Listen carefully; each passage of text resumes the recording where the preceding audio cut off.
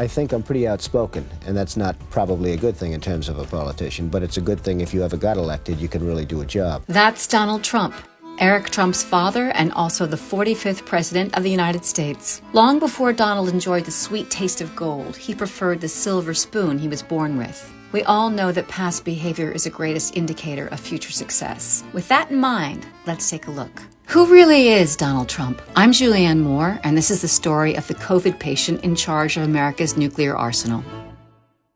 Donald John Trump made an excellent career move in 1946, being born to a very wealthy family in Queens, New York. He grew up in a 23-room, 9-bathroom, white-columned mansion in an exclusive, affluent, nearly all-white neighborhood. Friends who came over would be greeted by the maid, who would offer a platter of finger sandwiches with the crust cut off. It wouldn't take long for Donald to reject it all. His father, Fred, the son of German immigrant Frederick Drumpf, was a super wealthy New York real estate mogul. The tough and hard-driving Fred Trump achieved multimillionaire status by becoming one of the largest recipients of cheap U.S. government-backed building loans in the 1940s. Donald's mother, Mary, was a poor immigrant from Scotland. The two met at a party in Queens and married in 1936. They had 5 children, Donald being the second youngest of the bunch. When Donald was 2.5 years old, his mother became seriously ill, effectively abandoning him during a critical time in his childhood development. Thanks to a land trust set up by his father, Donald was literally a landlord at 3 years old, and he was making the equivalent today of $200,000 annually from his dad's empire, which is more than most 3-year-olds make. By the time he was 8 years old, he was a millionaire, meaning he could pay the babysitter himself. Shortly after Donald turned 13, the family sent him upstate to a military academy. It would be the closest he'd get to serving in the military. By the time he was 17, his father gave him part ownership of a 52-unit apartment building. And then he was off to college. He started at Fordham University and then 2 years in, transferred to the elite Wharton School undergrad program at the University of Pennsylvania. According to Donald's niece, Mary, Donald allegedly paid someone to take the SAT on his behalf, achieving a high yet fraudulent score, which he used to gain admittance to Wharton. At the time, Donald's brother Fred Jr. had a buddy named James Nolan who worked in the admissions office at UPenn. Fred Jr. asked Nolan to interview Donald as a candidate for admission. Years later, in an interview, Nolan recalled the encounter. "I certainly was not struck by any sense that I'm sitting before a genius." Yet it appears Donnie was accepted. UPenn awarded him a BS on May 20th, 1968. Trump claimed the school was the hardest to get into, the best school in the world. It's unclear how Donald performed at the school because Trump's attorney, Michael Cohen, was allegedly ordered to hide his boss's school transcripts. So it's safe to say he's probably super proud of them. I'm talking about a man who declares himself brilliant, but directed me to threaten his high school, his colleges, and the college board to never release his grades or SAT scores. While in college, Trump fought really hard to avoid the Vietnam War. He obtained 4 student draft deferments, even though he was fit and eligible for military service. After graduating from UPenn, he was eligible for the draft again. This time, he received a medical deferment for alleged bone spurs. Numerous deferments because of college, and I had a foot thing, and I had deferment for that. In 1971, at the tender age of 25, Trump was named president of his father's real estate company. He renamed it the Trump Organization. It was around this time he received a super tiny sum of not much money at all. My father gave me a small loan of $1 million. All in all, Donald received the equivalent today of $413 million from his dad's real estate empire. After fattening his wallet, he was seemingly looking to settle down. In 1977, Donald married Czech model Ivana Zelenskova. They had 3 children together, Don Jr., Ivanka, and Eric. We get along very well, and there's not a lot of disagreement because ultimately Ivana does exactly as I tell her to do. While his marriage was going extremely well, his new gig as president of the real estate company wasn't. He began making headlines for all the wrong reasons. The front page of the October 16, 1973 New York Times read, "Major landlord accused of anti-black bias in city." Of Donald's 14,000 apartments in 39 different buildings, the tenants were predominantly white. The Department of Justice charged Donald and his father with discriminating against black people in apartment rentals, violating the Fair Housing Act of 1968. So who tipped the DOJ off? Black activists would apply for an advertised vacancy in a Trump building only to be told nothing was available. Then their white counterparts tried the same thing, and they were met with open arms and vacancies. An application filed by a black apartment seeker would be marked by a Trump employee as C for colored. A former Trump rental agent spoke to NBC about how he was ordered to handle the situation if a black person applied. Fred Trump came into my office with his son Donald at his side. I asked him what I should do with the application of Miss Brown. He told me at that time to take the application and put it in the desk drawer, as he does not rent to people of color, utilizing the N-word. And Donald shook his head, agreeing with his father. Caught, racist and red-handed, they went on the attack.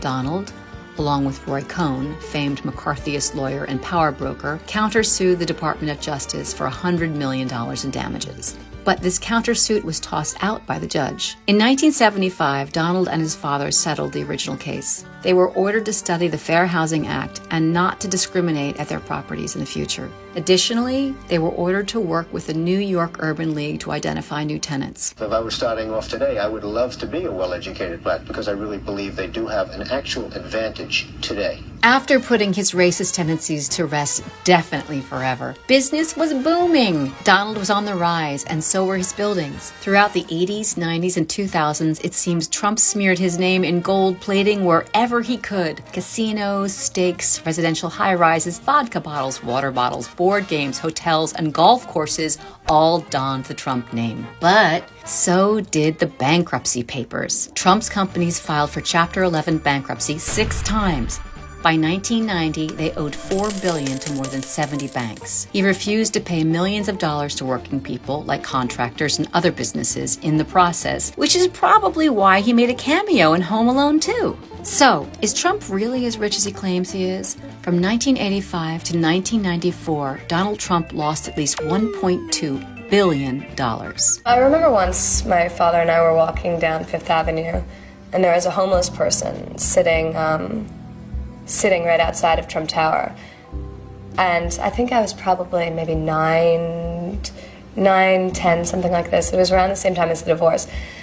And I remember my father pointing to him and saying, you know, that guy has $8 billion more than me, because he was in such extreme debt at that point, you know? He now claims to be a billionaire, but is he? I'm really rich. That sounds awesome. But how much is it? How much are you worth right now as you're sitting right here? Zero idea, David. In April of 2020, after the coronavirus pandemic crippled the U.S., Forbes estimated that Trump's net worth collapsed a full $1 billion.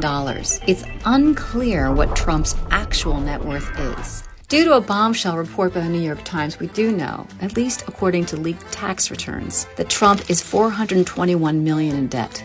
According to the Times, Trump has not paid any income taxes at all in 10 of the previous 15 years, and, spoiler alert, the first year in the White House, he apparently only paid $750 in federal income taxes. That's $750, just like a 128 gig iPhone 11. Comparatively, his predecessor, President Barack Obama, paid about $1.8 million in taxes in his first year in office. It's as if he's lying to the public, seemingly conning them into thinking he's something bigger than he is, someone else entirely, like when he posed as his own publicist frequently throughout the 70s, 80s, and 90s to brag about himself to the public. He treated his wife well, and he will treat Mama well.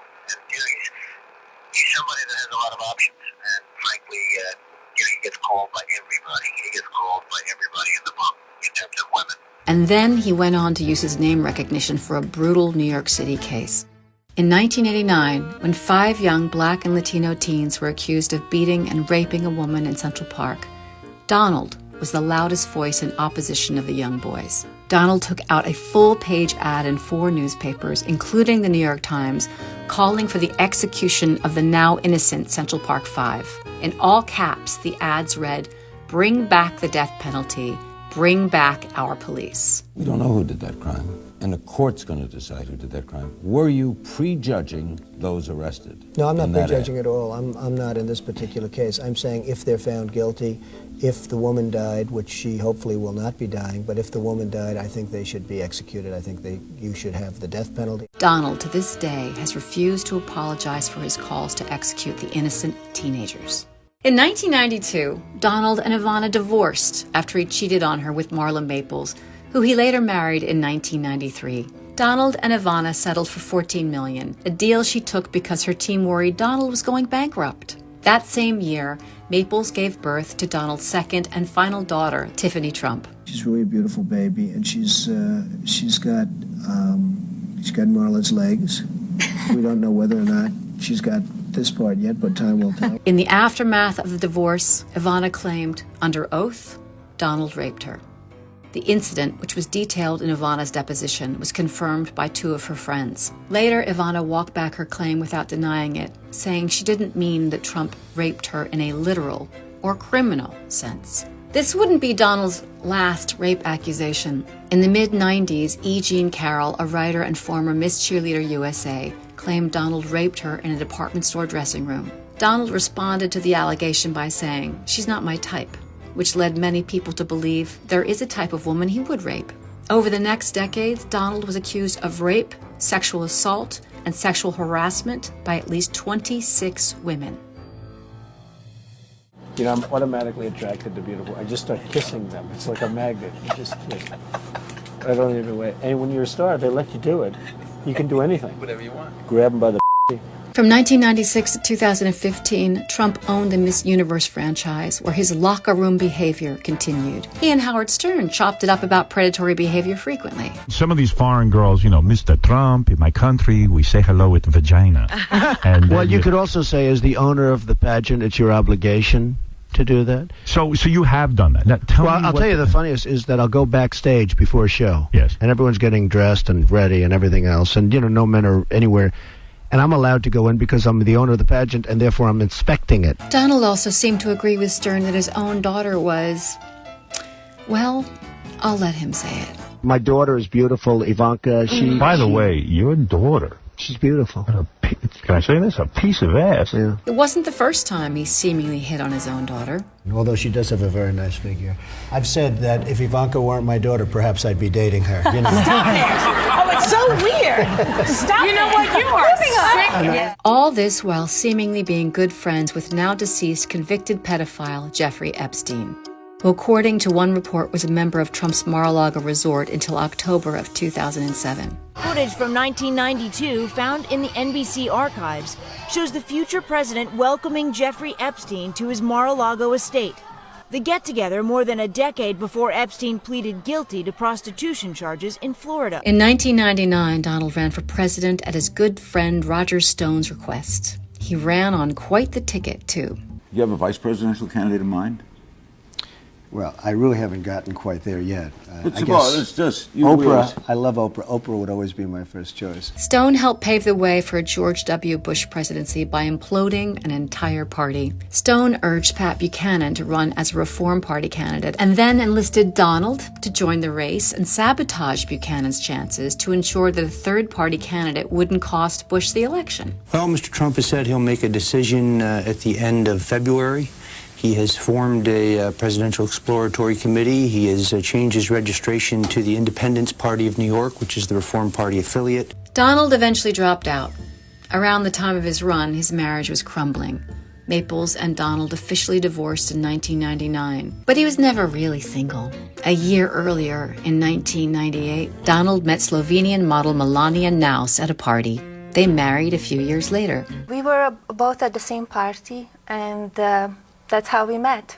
He came to me right away? I went crazy. I said, I was actually supposed to meet somebody else. In 2004, Donald lost 2 Teen Choice Awards to Ashton Kutcher. Around the same time he began hosting the TV show The Apprentice, he launched Trump University, but it was only in operation for 5 years because, as NBC notes, students alleged the university used false advertising and high-pressure sales techniques to lure them to free investor workshops at which they were sold expensive seminars and told they would be mentored by real estate gurus.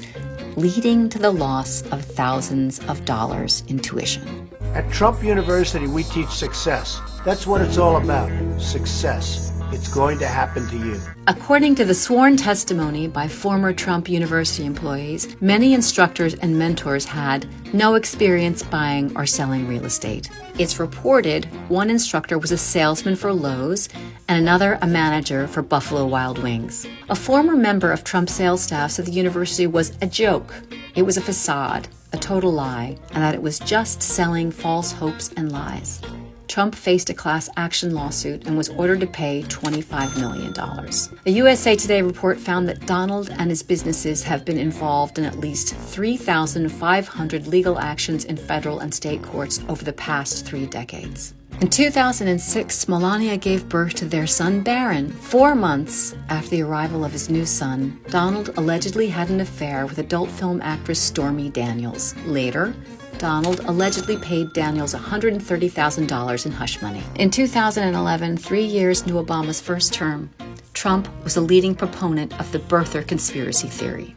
It was a racist conspiracy theory that alleged America's first black president wasn't born in the United States, which, if true, would be unconstitutional. I would like to have him show his birth certificate. And can I be honest with you? I hope he can. Because if he can't, and if he wasn't born in this country, which is a real possibility, I'm not saying it happened, I'm saying it's a real possibility, much greater than I thought 2 or 3 weeks ago, then he has pulled one of the great cons in the history of politics. In response, Obama released his long-form birth certificate. On June 16, 2015, Donald took a famous ride down his gold-plated escalator at New York's Trump Tower. His rise to the presidency started with a descent, an apt metaphor for what the future would definitely hold. Fast forward to 2020, and much of what defines Trump, his hallmark, is veneer, be it the gold-plated decor, his net worth, or his orange spray tan. When you scratch under the surface, you find a decrepit mess hiding behind a thin shield. It's just unclear if the American public is ready to admit the truth hiding underneath Trump's wispy coif.